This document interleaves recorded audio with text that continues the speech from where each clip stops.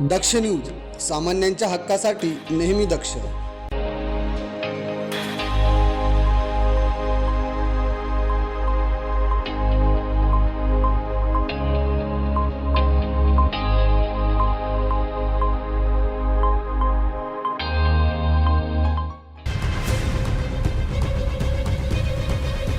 दिंडोरी येथील प्रांत कार्यालय व तहसील कार्यालय परिसरात स्वच्छतेअभावी निर्माण झालेल्या गंभीर समस्येबाबत महाराष्ट्र नवनिर्माण सेनेचे दिंडोरी तालुका अध्यक्ष नामदेव गावित यांनी प्रांत अधिकारी दिंडोरी यांना लेखी निवेदन सादर केले. तहसील कार्यालयाच्या संपूर्ण परिसरात मोठ्या प्रमाणात कचरा साचलेला असून नियमित साफसफाई होत नसल्याचं निदर्शनास येत आहे.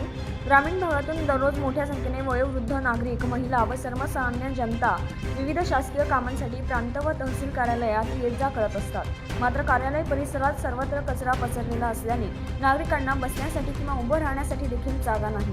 यामुळे नागरिकांची मोठी गैरसोय होत असून यांच्यात तीव्र नाराजी व्यक्त होत आहे.